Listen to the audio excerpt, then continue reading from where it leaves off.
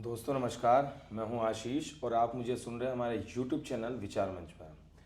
दोस्तों, जिस मुद्दे के बारे में हम बात करने जा रहे हैं बहुत ही महत्वपूर्ण मुद्दा है, जो कि लोकतंत्र एक शब्द है जो हमने सुना तो कई बार है, लेकिन उसकी परिभाषा क्या है, उसका जीवंत रूप हम आपको दिखाएंगे। अभी देश की जो राजनीति है या देश के जो मुद्दे हैं जो पूरी तरह से गौण हैं, वो इस बात पर निर्भर करते हैं कि लोकतंत्र किस मायने में जिंदा है। देखिए, जहां तक लोकतंत्र को समझने की बात है तो भारतवर्ष में इसको समझने के लिए बहुत कोई बड़ी परिभाषा की जरूरत नहीं है। अभी हाल फिलहाल के दो मुद्दे हैं, जैसे कि हमारे रेसलर्स जो पहलवान हैं उनके साथ किस तरह की प्रक्रिया सरकार ने अपनाई है, पूर्व में उनके साथ क्या घटनाएं घटी हैं, यही लोकतंत्र का हिस्सा है। अपनी बात को कहने की आज़ादी के अलावा अपने हक और अधिकार को मनवाने की क्षमता लोकतंत्र में तभी परिपूर्ण हो सकती है जब लोकशाही का राजा उस चीज को सुने। इसमें दूसरा मुद्दा एक और आ जाता है कि राहुल गांधी की जो अमेरिका यात्रा है उसके माध्यम से मीडिया जो एक तरह से गोदी मीडिया का रूप ले चुकी है। कुछ चैनल ये चला रहे हैं कि राहुल गांधी ने ये कहा है कि लोकतंत्र भारत में है नहीं, लोकतंत्र के छोटे छोटे पड़ाव हैं। तो उसके माध्यम से देखें तो जो बड़ी स्थितियां जो राजनीतिक बदलाव लाने में सक्षम है वो उन मीडिया के द्वारा दर्शाई ही नहीं जाती हैं। पहली तो चीज ये कि इस चीज को समझने के लिए हमें देश की राजनीति को समझना पड़ेगा, क्योंकि अभी जो मुद्दे जिस तरह से राहुल गांधी ने अपनी बात को रखा अमेरिका के अंदर, अमेरिका में उस चीज की सराहना भी हुई है और पूरा इंटरनेशनल मीडिया उस चीज को समर्थन भी कर रहा है। लेकिन गोदी मीडिया के कुछ चैनल उनकी कही गई बात को इस तरह से दर्शा रहे हैं कि मानो उस बात में कोई विकार हो, कोई एक संक्रमण हो। लेकिन कोई भी बात किसी भी व्यक्तित्व के द्वारा जब किसी ऐसी धरती पर कही जाए या ऐसी स्थिति को लेकर कही जाए कि उस देश में इस समय लोकतंत्र की परिभाषा उस राजा के हिसाब से चल रही है, तो उसी चीज को दिखाने के लिए राहुल गांधी ने प्रेस के जवाब दिए। जो प्रेस ने जवाब जो सवाल किए उसके बहुत ही सरलतापूर्वक जवाब दिए उन्होंने। लेकिन भारतवर्ष के जो राजा अभी हैं या कहें कि जिनकी विजिट स्टेट विजिट अमेरिका में होने वाली है, उस चीज को अगर हम देखें तो क्या अभी तक के 9 वर्ष के कार्यकाल में भारत के प्रधानमंत्री माननीय नरेंद्र मोदी ने क्या कभी प्रेस कॉन्फ्रेंस करी है? तो जो लोग राहुल गांधी के ऊपर सवाल उठा रहे हैं, क्या वो ये सोचने लायक हैं इस स्थिति में है कि नरेंद्र मोदी ने आज तक कभी किसी भी सवाल का जवाब नहीं दिया है जिसमें आप ये देख सके कि हाँ, कि किसी भी पत्रकार ने सीधे उनसे प्रेस कॉन्फ्रेंस के माध्यम से कोई सवाल किया हो और नरेंद्र मोदी ने उसका जवाब दिया हो? प्रेस कॉन्फ्रेंस ही नहीं हुई है तो जवाब का तो कोई सवाल ही पैदा नहीं होता। यहां इसे हम इस तरह से देख सकते हैं कि ऐसा क्यों, ये क्यों किया जा रहा है। लोकतंत्र को हटा के एक ऐसी व्यवस्था को लागू किया जा रहा है कि आप सिर्फ अपने उन्हीं मुद्दों को मांग कर सकते हैं जो आपकी अपनी निजी हैं। सरकार को हटाने वाले मुद्दे जो लोकतंत्र में परिपाटी का एक ऐसी स्थिति पैदा कर देते हैं कि सरकारों को उनसे दिक्कतें होती है या सरकारें हट सकती हैं, वैसी बात आप लोकतंत्र में, नरेंद्र मोदी के लोकतंत्र में तो नहीं कह सकते, क्योंकि उन्हें विपक्ष पसंद नहीं है। वो ये चाहते ही नहीं है कि विपक्ष बचे, वो सिर्फ ये चाहते हैं मेरी सत्ता मैं और मैं ही उसका मालिक। तो देखिए, यहां इस चीज को हम देश की राजनीतिक उस राजनीतिक परिभाषा से समझेंगे जो इस समय नरेंद्र मोदी की सत्ता को डिगाने का 50% काम कर चुका है। पहली चीज, देश में जिस तरह से 3 राज्यों का मैं नाम लेता हूं, हिमाचल प्रदेश, गुजरात और कर्नाटका। अब इस चीज को समझिए कि ये सारा गणित क्या है। ये गणित है देश की राजनीति, देश की लोकसभा में अपने प्रतिनिधित्व को बढ़ाने का। कर्नाटका की हार से बीजेपी राज्यसभा और लोकसभा दोनों में कमजोर होने की स्थिति में है वर्तमान में, अभी तक तो जो है, और भविष्य में जो स्थिति बनेगी अगर हालात ये रहते हैं तो मध्य प्रदेश, राजस्थान और छत्तीसगढ़, इन 3 चुनावों के माध्यम से अगर बीजेपी ये चुनाव हार जाती है तो कहीं ना कहीं बीजेपी को इस चीज के लिए 2024 में बहुत ज्यादा नुकसान होने वाला है। ये चीज सारी निर्भर करेगी जातीय समीकरण, वोट बैंक के समीकरण, मुद्दों के समीकरण पर।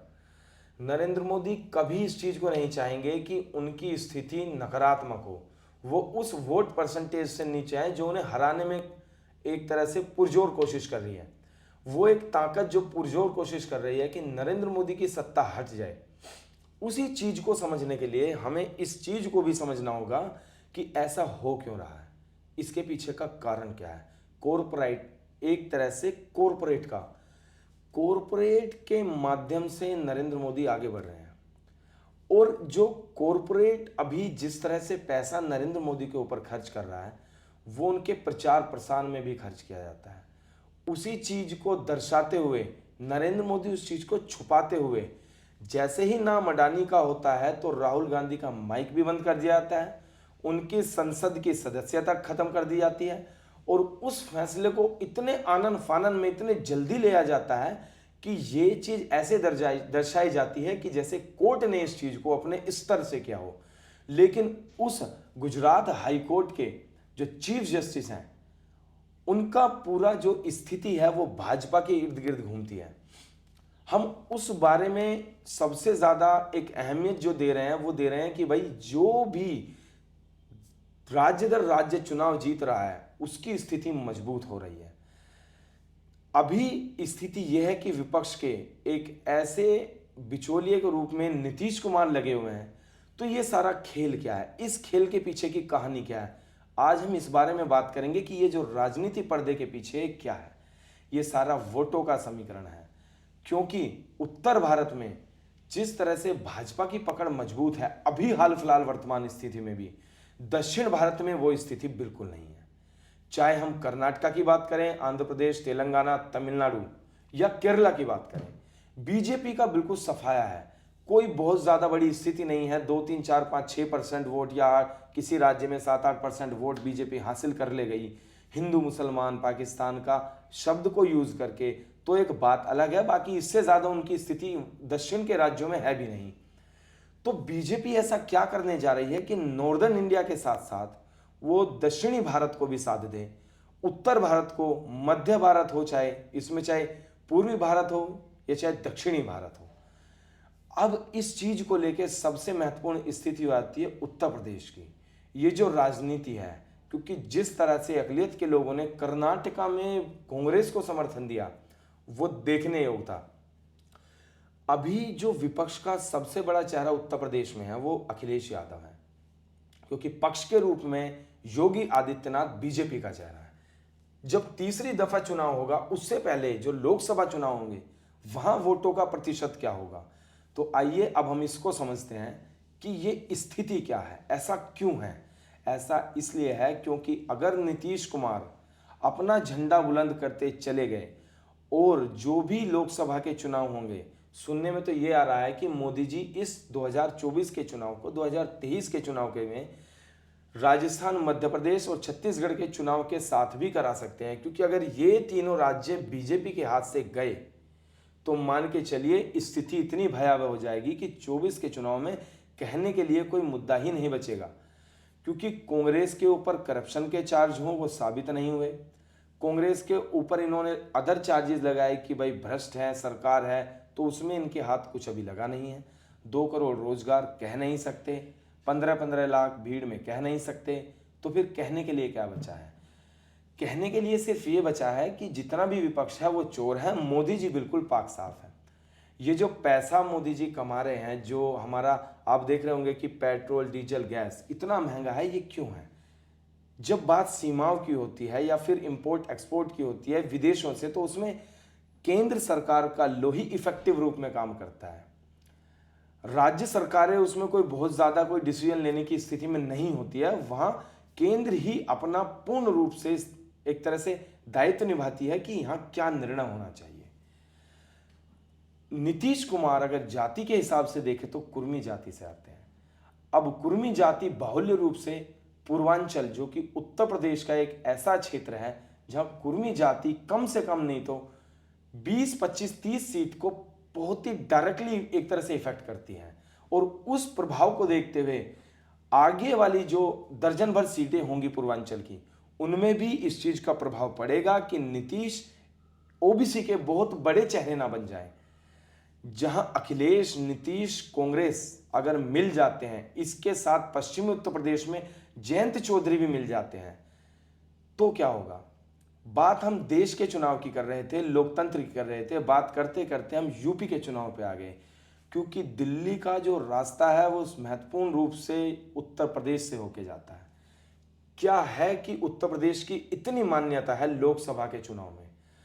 नरेंद्र मोदी जी रहने वाले गुजरात के हैं, चुनाव वाराणसी से लड़ते हैं, क्योंकि उत्तर प्रदेश की एक अपनी महती भूमिका है, ऐसा कहा जाता है। और आज तक जितने भी सारे प्रधानमंत्री हुए, चाहे पंडित नेहरू हों, इंदिरा गांधी हों, या फिर मान के चलिए राजीव गांधी हों, और पीवी नरसिम्हा राव हो, एच डी देवगौड़ा एक उदाहरण के तौर पर है, या अटल बिहारी वाजपेयी हैं, तो वो सब लोग अपना जो राज्य क्षेत्र है, अपना जो एक कार्य क्षेत्र है, अपना जो एक मान के चलिए जो एक जीतने की स्थिति वाला एक क्षेत्र है, यूपी से ही वो चुनाव लड़े हैं। अब इस चीज को ध्यान में रखें तो यूपी की महत्वता अदर राज्यों के हिसाब से बहुत ज्यादा है। जो बड़े फोर्सेस हैं, जैसे अखिलेश यादव हैं सपा, मायावती हैं बसपा, बीजेपी से योगी आदित्यनाथ, कांग्रेस से ऐसा कोई प्रदेश लेवल का कोई चेहरा नहीं है, तो हम कह सकते हैं कि इसमें जहां पांचवें एक राइडर की भूमिका निभा रहे हैं चुनाव में, वो हैं जयंत चौधरी आरएलडी से। पश्चिमी उत्तर प्रदेश में जिस तरह के जातीय समीकरण अभी हैं, उस जातीय समीकरण को देखते हुए कहीं ना कहीं आरएलडी की स्थिति बहुत ज्यादा मजबूत है अब वर्तमान की स्थिति में। आगे चल के अगर राजस्थान, मध्य प्रदेश और छत्तीसगढ़ के चुनाव कांग्रेस जीत लेती है, तो इसका तड़का यूपी में भी आपको 4 से 5% विपक्ष के बढ़े हुए वोट के रूप में नजर आएगा, क्योंकि वो वोट जो एकदम से इधर से उधर शिफ्ट होता है, जो हवा का रुख देख के बदलता है, वो तब्दीली आ जाएगी। और वो तब्दीली मान के चलिए बीजेपी के वोट में से ही हटेगी, क्योंकि जो भी वोट विपक्ष के पास अभी है उससे निचले स्तर में वो चले जाएं, ऐसा संभव नहीं है। जयंत चौधरी अभी की स्थिति में बहुत अच्छी स्थिति में है, और अगर सपा या बसपा या फिर मान के चलिए कांग्रेस और राजभर, जयंत चौधरी, ये सारे मिलके चुनाव लड़ते हैं, तो स्थिति बीजेपी के लिए और नकारात्मक हो जाएगी। लेकिन हम बसपा को अभी इसलिए नहीं जोड़ रहे क्योंकि मायावती अपना निर्णय इतनी जल्दी विपक्ष के साथ जाने का नहीं लेंगी, क्योंकि मायावती बिल्कुल नहीं चाहती कि उनका किसी भी तरह का जो एससी और एसटी का वोट है वो विपक्ष के साथ जुड़ जाए। अगर मायावती उस गठबंधन में आती हैं तो वो जो वोट बैंक मायावती का है वो अभी से ही विपक्ष के साथ जाना शुरू हो जाएगा। तो मेरा मानना, और जो राजनीतिक गलियारों में अभी तो वैसे ऐसी पूर्ण रूप से कोई चर्चा है नहीं, लेकिन हमारा मानना यह है कि मायावती जहां तक है चुनाव से 3 महीने पहले ही किसी भी गठबंधन को आकार देंगी और उनके साथ जुड़ेंगी, तो वो आनन फानन में जुड़ा हुआ वोट एकदम से चेंजेबल रूप में नहीं होगा। वो अपने समय या तय सीमा के हिसाब से उस चाल को चलेंगी। यहां ये सारी बात होने के बाद अब सीटों के बंटवारे के ऊपर बात आती है कि किसको कितनी सीट। क्या ये आसान है कि विपक्ष के रूप में काम करने वाले नीतीश कुमार, जो एक महती भूमिका निभा रहे हैं, अरविंद केजरीवाल हों या मायावती हों या अखिलेश हों या फिर ममता बनर्जी हों, केसीआर हों, यहाँ तक कि चंद्रबाबू नायडू क्यों ना हो, अभी उनसे ऐसी कोई वार्तालाप नहीं है। परंतु इस देश के राजनीतिक मिजाज को जानने के लिए सिर्फ एक सरलतम चीज जो हमारे सामने है, वो इस लोकतंत्र की परिपाटी पर पूर्ण रूप से खरी उतरती है, और वो ये है कि जो देश के प्रधानमंत्री हैं वो अपने चुनाव को किसी भी रूप में हारना नहीं चाहेंगे, क्योंकि अगर 24 का चुनाव बीजेपी हार जाती है तो इस रास्ते पर जो कांटे बीजेपी के सामने निकल के आएंगे उनके ऊपर चलकर आगे की राह बीजेपी पार कर पाए, ऐसा कहना असंभव है, और शायद उसमें बीजेपी सफल भी ना हो पाए। दोस्तों धन्यवाद। आगे की जानकारी के लिए या राजनीतिक परिदृश्य में किस तरह से राजनीतिक गलियारों में चर्चा है या लोकतंत्र के क्या मायने हैं, हम आपको बताते रहेंगे। धन्यवाद।